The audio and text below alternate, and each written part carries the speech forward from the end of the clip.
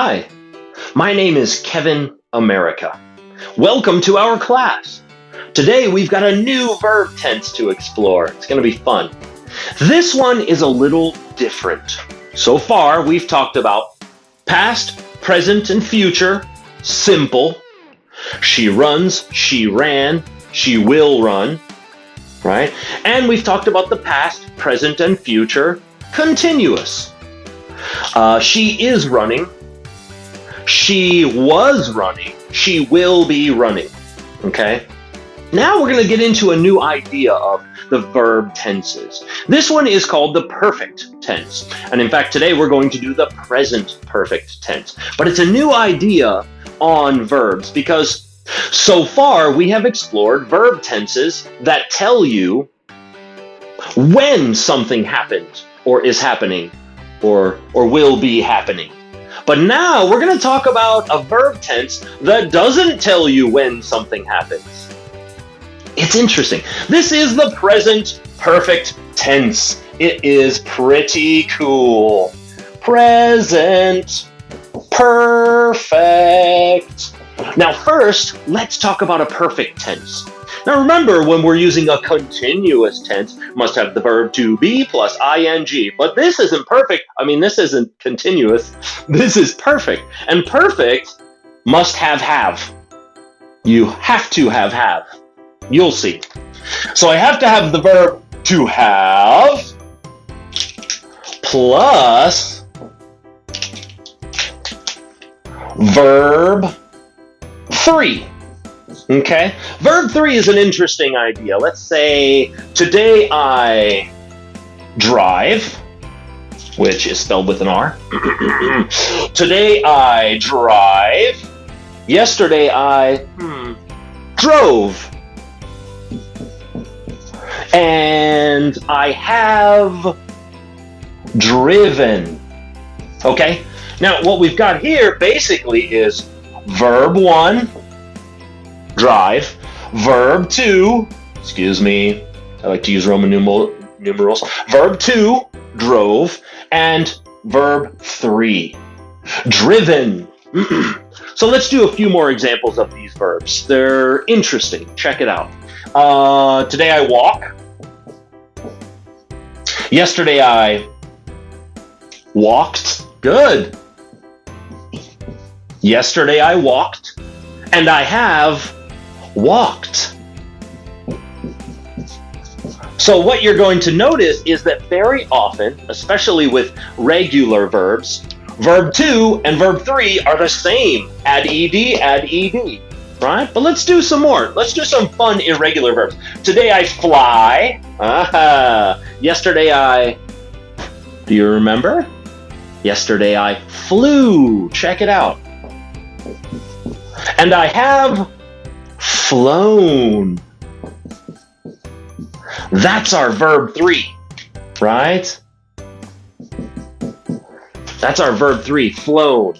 Okay, just so you know, to make a present perfect, you must have the verb to have plus verb 3. I have driven, I have walked, she has flown. Okay, that's how you make a present perfect. So let's do it. When do you use the present perfect? Well, it's not a matter of when, more a matter of in what situation. So let's draw our timeline. You remember? The timeline is, this is now, okay? This is the past. It happened before, and this is the future, okay? This is where we are right now, yeah.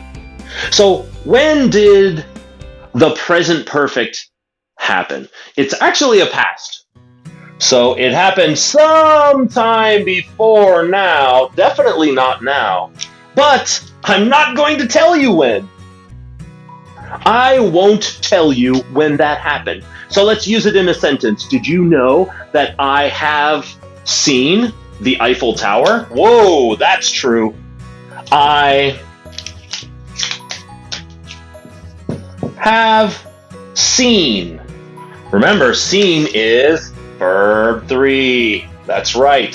Today I see, yesterday I saw, and I have seen. I have seen, keep the black out, the Eiffel, two F's or two L's? Eiffel, yes, Tower. Have you seen the Eiffel Tower? I have seen the Eiffel Tower. So what we're talking about is the experience I have. I'm not saying when it happened. I'm not telling you when it happened. I'm just saying that I have had that experience in my life before now. It's part of who I am, okay? We'll get a little more into that. But as soon as I say when, hey, did you know that I have seen the Eiffel Tower? Really, Kevin America? That's amazing. When did you see the Eiffel Tower? Oh, I saw it in 2001, right? Ooh, you'll see. As soon as I tell you when something happened, when I reveal that when it happened, it changes from I have seen, the present perfect, to a simple past tense. That's really it. That is a past tense, which tells us something happened in the past. Remember? I saw it in 2001.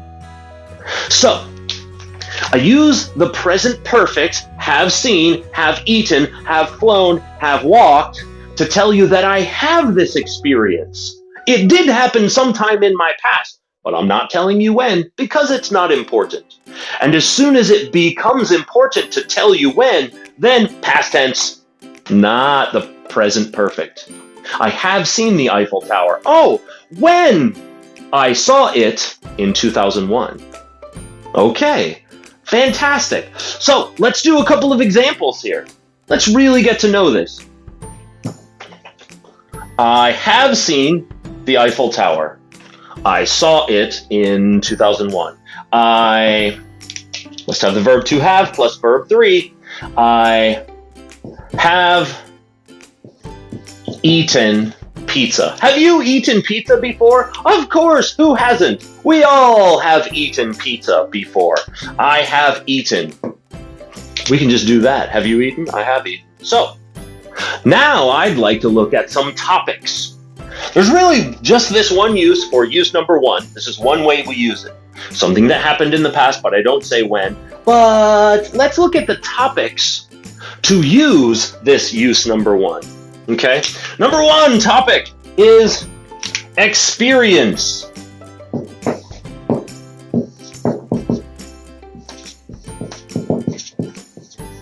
Experience. So experience is like I have, in fact, it's this, basically. Have you eaten custard? I have eaten custard. I'm telling you, I have that experience in my life. You see, I have eaten custard.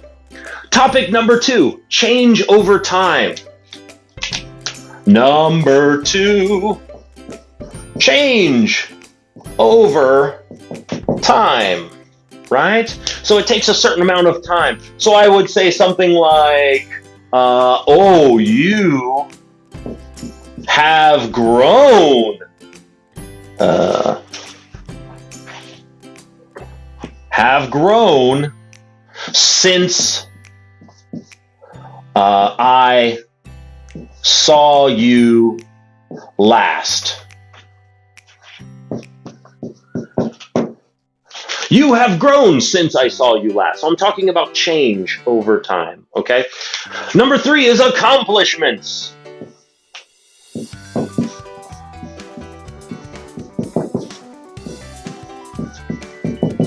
Number 3 is accomplishments. Oh, so many accomplishments we can talk about having achieved an accomplishment or an achievement. How about this? Doctors have cured many diseases. Doctors have cured many diseases. Aha, interesting. And then number 4, the topic number 4, where we're going to use this idea of the present perfect describing some experience, is an uncompleted action that I'm expecting to become completed. Check it out. We're going to call it an uncompleted action.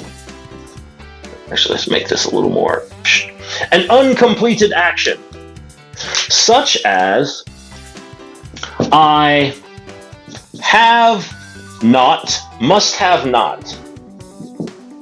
An uncompleted action with not. I have not finished my homework. I have not finished my homework. Now, if I just used a past tense and said I didn't finish my homework, that means I'm done. I'm not going to finish my homework. Did you finish your homework? No, I didn't, and I'm not going to. But if you use a present perfect to say I have not finished my homework, that means I'm expecting to finish my homework. It probably will happen. I'm still working. Hey, have you finished your homework? Not yet. So, number 4, an uncompleted action. You must use not, have not finished. Verb 3, have not eaten. Have you eaten dinner yet? No, I have not eaten dinner, but I expect to. So, with this, imagine. You don't have to use the word yet, but you can. So imagine the word yet at the end, and that is what it means. Have not yet. Okay? I have not finished my homework yet. So let's look. I have eaten custard. I have that experience. Have you ever eaten custard? Sure! I have eaten custard many times in my life. I have that experience. How about change over time? Oh, you have grown since the last time I saw you. And some real accomplishments. Doctors have cured many diseases. Remember, have plus the verb 3, okay? And of course, an uncompleted action. I have not finished. Must have not. I have not finished my homework. Good.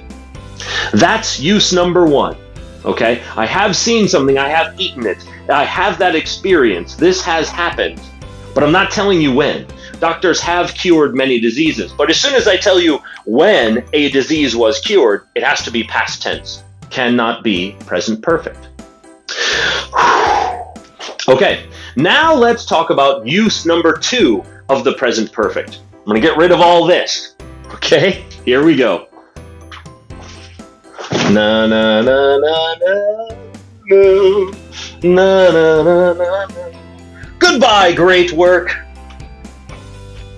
Now, let's look at use number 2. Here is a timeline, remember? Now, past, future.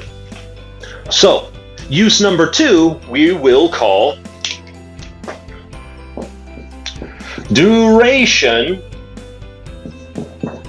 from the past until now.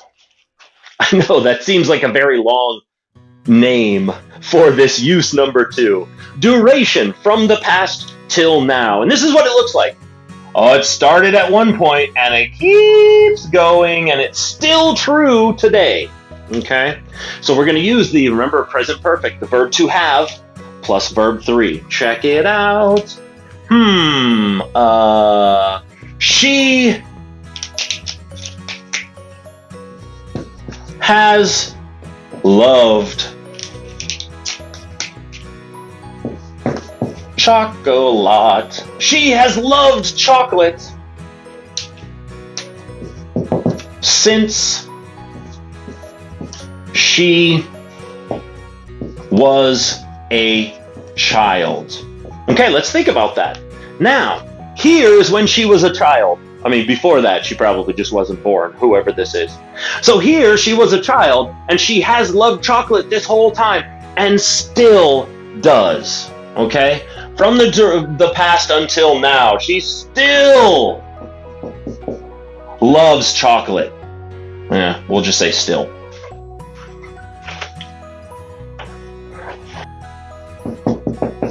She still loves chocolate, right? That's the present perfect. It's still true today, and it has been true for a while. Let's do another one, something a little more familiar. Achoo! Oh no. He, or actually we have has, so let's do have. They have had, right? This is the verb to have. Verb 3 of the verb to have. So remember, we have to use have plus verb 3. And if we're using love, then has loved. If we're using sleep, then has slept. But instead, we're using have, so have had. This is no kidding. Okay. They have had a cold for a week. So let's look. What do we have? They have had. That's verb 3 of have. They have had a cold for a week. So here's 1 week ago, they got a cold.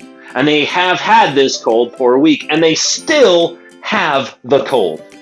That's how we use the present perfect. Interesting, right? All right. I'm Kevin America. Thank you for having a great class with me.